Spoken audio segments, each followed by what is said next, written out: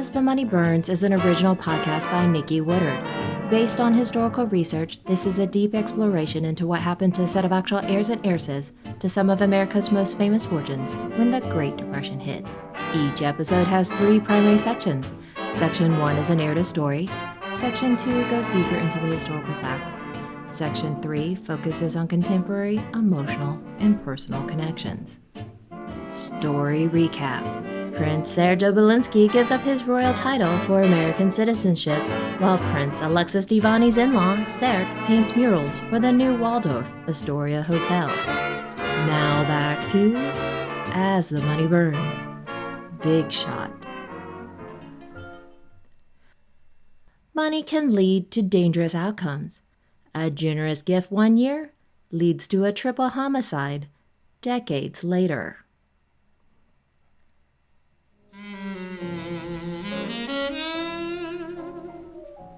Section 1, Story.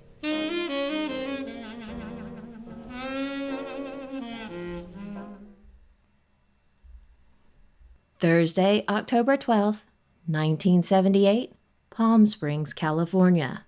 Aging 71 years old, Sophia Brownell Hutton Friendly prepares for her evening dinner at her vanity mirror.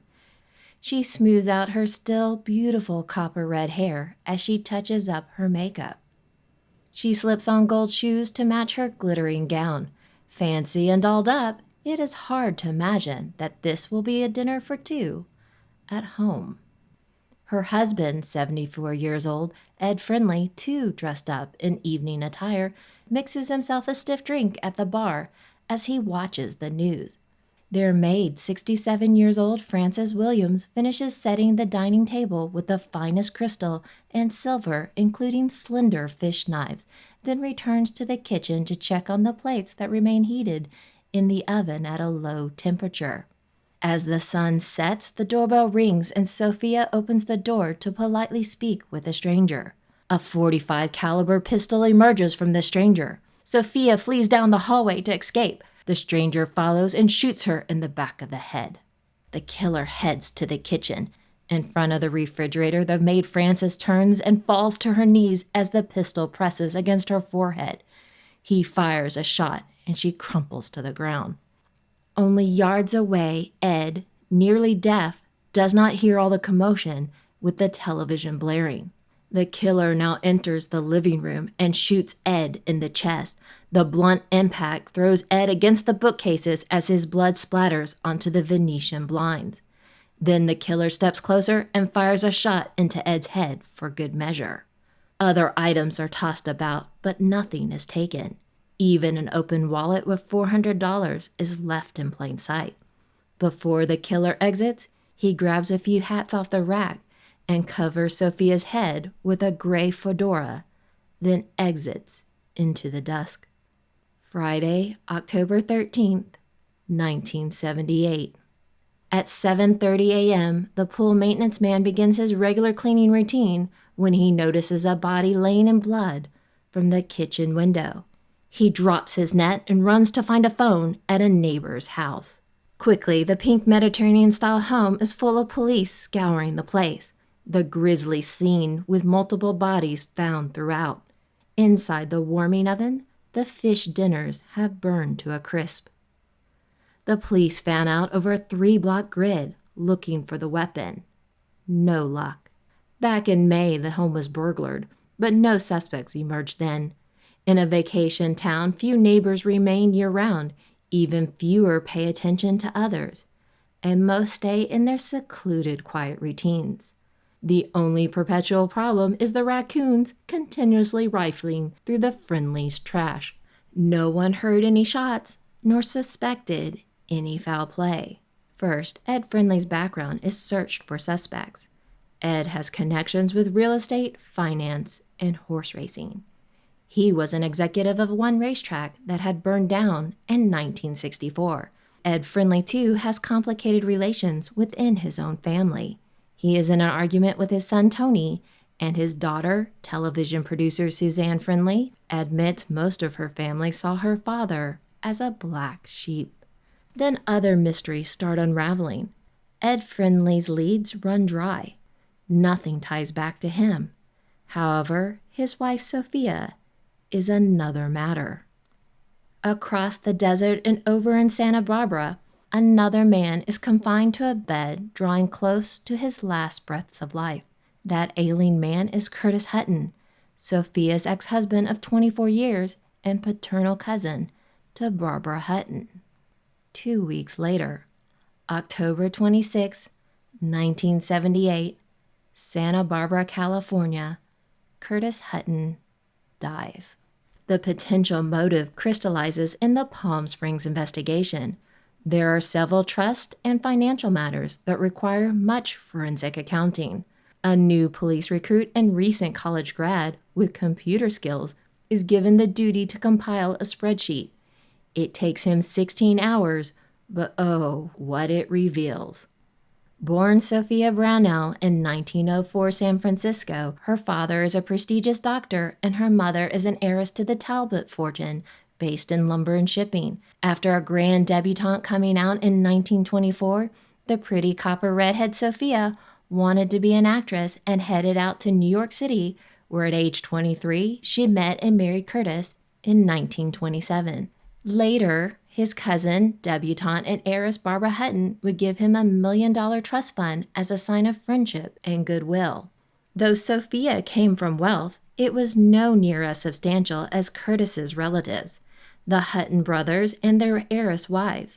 Sophia would mention being overwhelmed when visiting E.F. Hutton and Marjorie Merriweather Post Mar-a-Lago estate, as well as intimidated by the collection of jewels and furs worn by Marjorie, Barbara's stepmother Irene Hutton, and Barbara's maternal aunt Jessie Woolworth Donahue. When the United States joins World War II, 41-year-old Curtis joins the Navy, leaving Sophia at home with their 2 young children, son Edward Franklyn Hutton and daughter Sophia Hutton Merrill, who goes by Sophie. The trust was revised in 1942 with an irrevocable change that allowed the income to go to the mother Sophia in case Curtis dies, rather than waiting for the children to reach majority, and they would get the principal only after her death. He survives the war, but not Sophia's rage when she learns of Curtis cheating with a minor actress and takes the children to San Francisco to live with her mother, the elder Sophia Brownell, referred as Gammy by the grandchildren. Despite divorcing in 1951, the trust remained unchanged. At the time, Curtis also purchases a townhome set up for Sophia to live for the rest of her life, but the ownership truly belongs to their children, much like how the trust was set up. Back in San Francisco, Gammy gives additional support to Sophia and the kids by generously offering to Sophia access to family funds, as Gammy had a bit extra needing to be unburdened, according to her accountant, for tax purposes. 2 years later, in 1953, Sophia marries Ed Friendly. He struggles in business and the couple dips more into Gammy's funds. Only the estate is managed by Sophia's brother, William Brownell, who often balks at the overindulgent expenditures, and Sophia hates his oversight. In the early 1970s, Sophia convinces her children to sign over the townhome to her and will purchase the Palm Springs home in their name under similar conditions. Only Sophia doesn't and puts everything in her and Ed Friendly's names.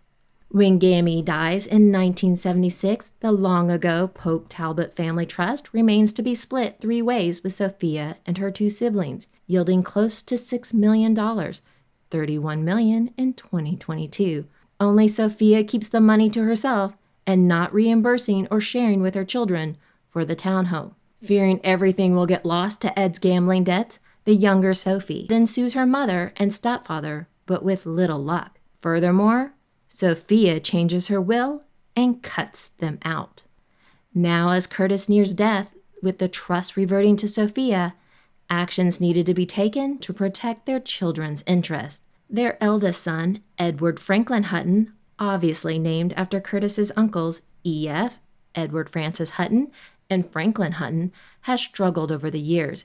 He goes to the Kate School in Santa Barbara and later Columbia University, where he meets his wife, Caroline Dubois. Spoiled and unable to focus productively, Edward has none of his great uncle's financial acumen in stocks. Edward will work at 11 different brokerage firms from 1966 to 1977, including the London branch of E.F. Hutton. There, in the London pubs, Edward meets Danish Andreas Christensen, a semi-nefarious figure with stories wrapped up in fantastical secrets of espionage, assassinations, and other covert operations. They pal around the clubs, especially the Nelson pub on Montpelier, and Edward constantly finds himself in financial hot water. He lives extravagantly, especially taking advantage of the new rent now, buy later options, though there is still never enough. By 1976, his long-suffering wife, Caroline, finally gives up, leaves him, files for divorce, and takes the children. Edward would continuously miss support payments. By 1978, and heavily in debt, Edward returns to the United States and relocates to Houston, and by July, involved in a new venture, Le Seul Étoile Restaurant, the Lone Star Restaurant. That September, Edward meets up with Andreas. They visit Curtis in Santa Barbara only 3 weeks before the homicides.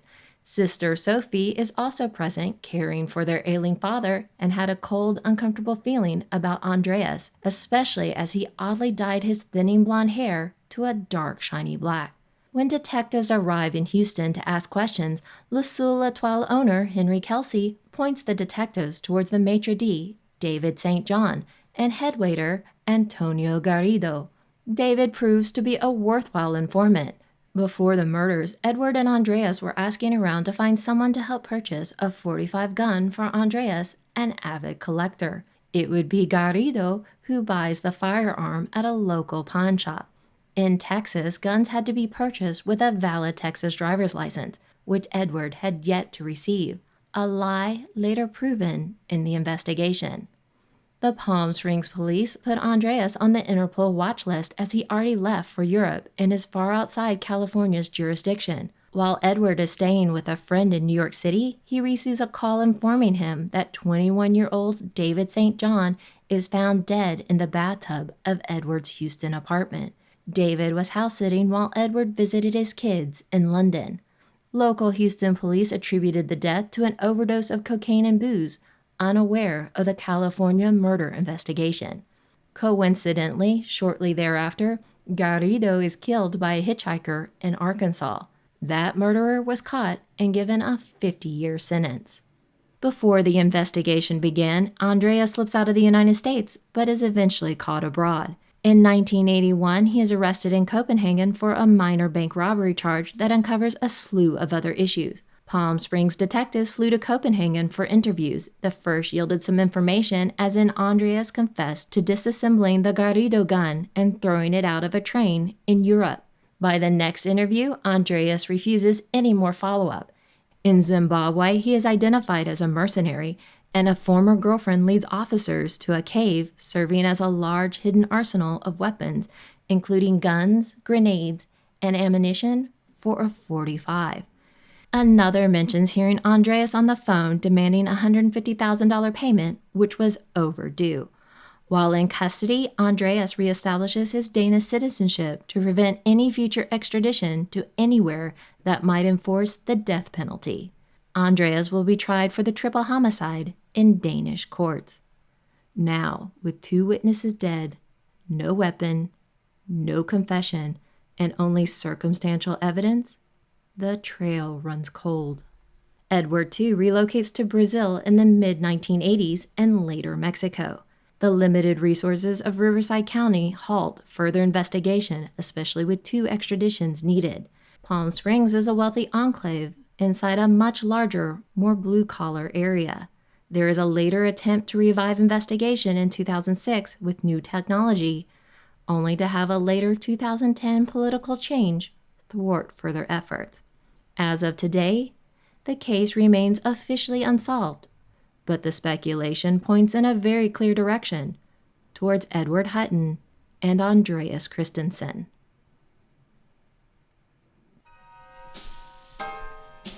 Section 2, History and Historiography.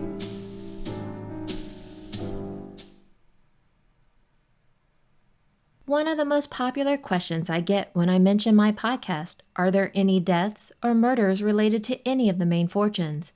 From the beginning, episode 1, Trust No One, goes back to Buck Duke's death and how his wife Nanaline Duke might have hastened his demise, only to learn he had changed the will, leaving everything to their daughter, Doris Duke. There are other brutal and abhorrent crimes related to these fortunes as well. In fact, each primary fortune chosen is based on several factors, especially how they end up. There are several crimes committed against our heirs and heiresses, and others already known in the story are committing a few already. Crimes of the heart also included. As I have mentioned, I often go down the trail of any new names that appear in the story, especially if there's a sense that I should know more. Such was the case back in episode 51, Millionaire. I discussed several people going to the popular spot La Maz in Palm Beach, Florida. Attending dinner with Barbara Hutton and her father was her cousin's wife, Sophia Hutton. Now, I needed to do some reverse engineering in connection, as E.F. Hutton didn't have a son, and Franklyn and E.F. do not have another brother, but a sister, Grace Hutton Wood. So who is Curtis Hutton? He is their sister's son who had little contact with his own father, Benjamin Wood. Over time, Curtis decided to change his name to associate more with the uncles he so admired, going from Curtis Hutton Wood to Curtis Wood Hutton. As a young child, Barbara also resided with her aunt in her California home. So Barbara was somewhat close to Curtis, who is about 12 years older. But it is her maternal Woolworth cousin, Jeem Donahue, who gets most of the press and is referred in her biographies as they would be periodic adult traveling companions. In her biographies, there's reference to Barbara's early childhood shortly after her Woolworth grandparents' death, with whom she stayed after her mother Edna Woolworth Hutton's suicide. Aunt Grace was kind and bubbly, loved throwing parties, and had an eye as a collector. At first, they live in the Los Angeles suburb in Altadena, then relocate nearby San Francisco in Burlingame to be closer to Barbara's father, Franklyn Hutton, as he stayed there overseeing the West Coast operations of the E.F. Hutton brokerage firm, and Barbara's sizable Woolworth inheritance. It will be from Aunt Grace that Barbara will first find an interest in objects d'art, especially Asian and Oriental natures. There are dogs and a Shetland pony, the pony Barbara named Princess despite being a boy. Hint at one of Barbara's future obsessions. At this time, Barbara also met her longtime companion and French governess, Ticki Germaine Touquet. When Barbara turns 11, Aunt Grace remarries Thomas Middleton and moves to New Jersey. Barbara was already in different boarding schools and floundering in acceptance. So much time, and yet no mention of her cousin Curtis. There is, however, a mention back in that 1931 article, and then the trail only gets hot after the murders, which is how I found out about the shocking triple homicide.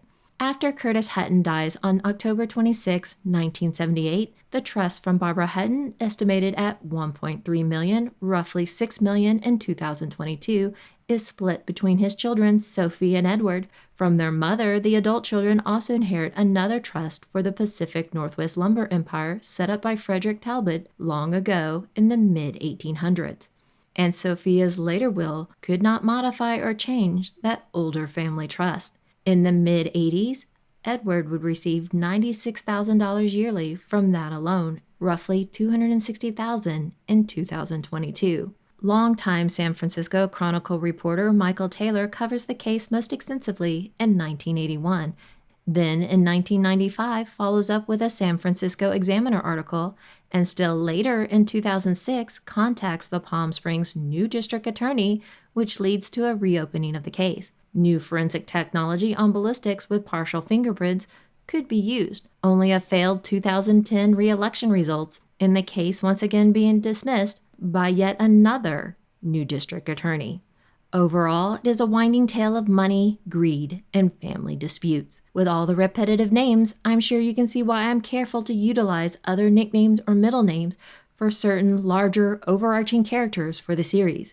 I didn't with this one, as it's more a one-off, and half the confusion and fun is keeping all the damn names straight. The family entanglements seem unending, so much for money making life easier. Now, Edward Ed Friendly had 2 prior marriages and loved children. His own 2 from his first marriage. Tony Friendly was the same age as Edward Hutton, and Suzanne Friendly a little younger. In 1995, Tony admitted he had recently had a spat with his father, which caused a rift and silence for about a year. But Tony was assured they would have reconciled.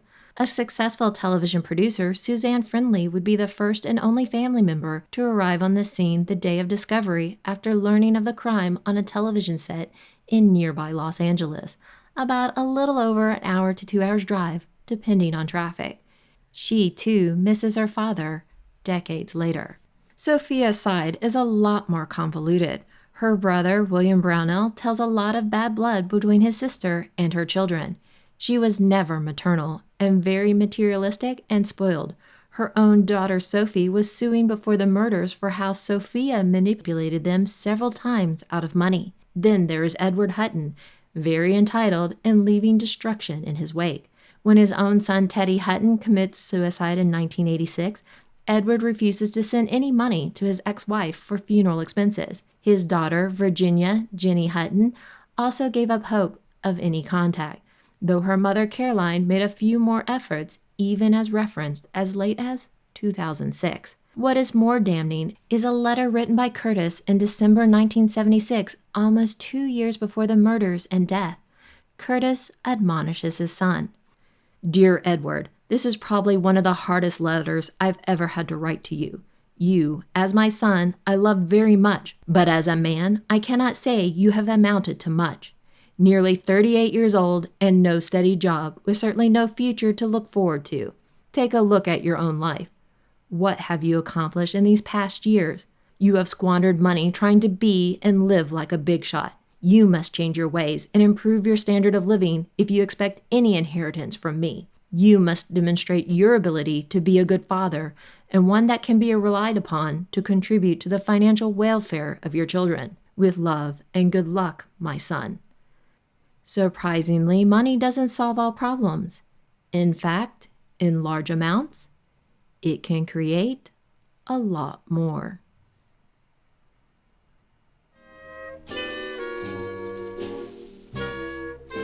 Section 3. Contemporary and Personal Relevance.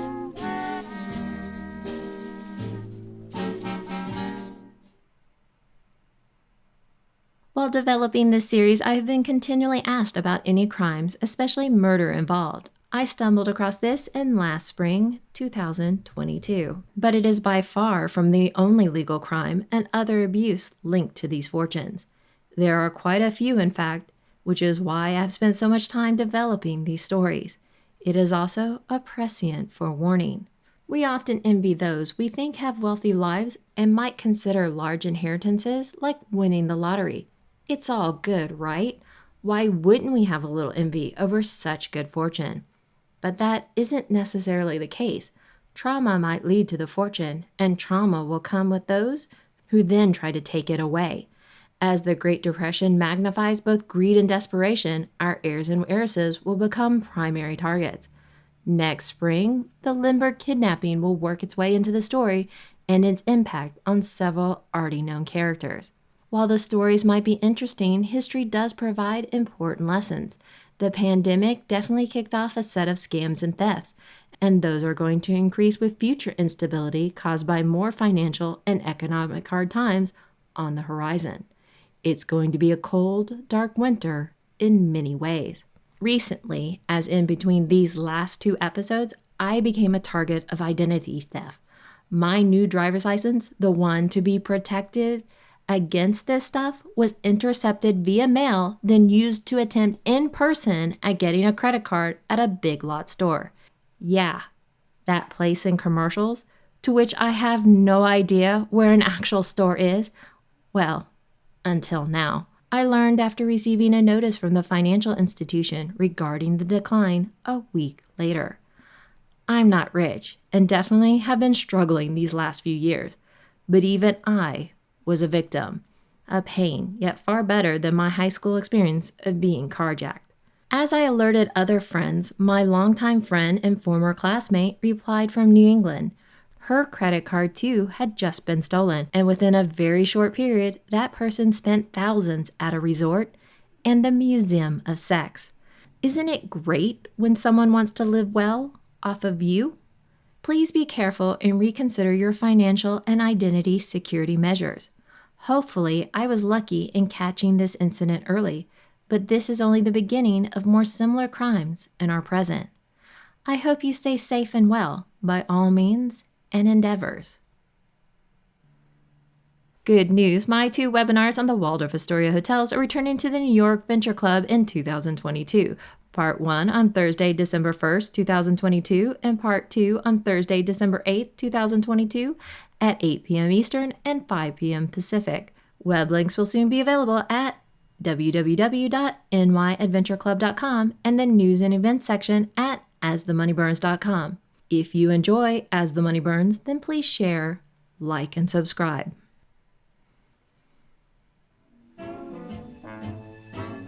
Next, when we return to As the Money Burns, the richest girl travels around the world and gets invited to all the fabulous parties.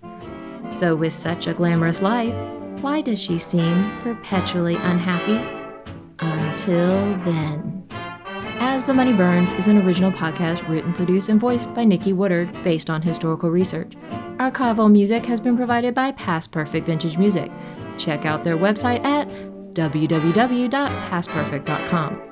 Please come visit us at As the Money Burns via GoodPods, Twitter, Facebook, or Instagram. Transcripts, timeline, episode guide, and character bios are available at asthemoneyburns.com.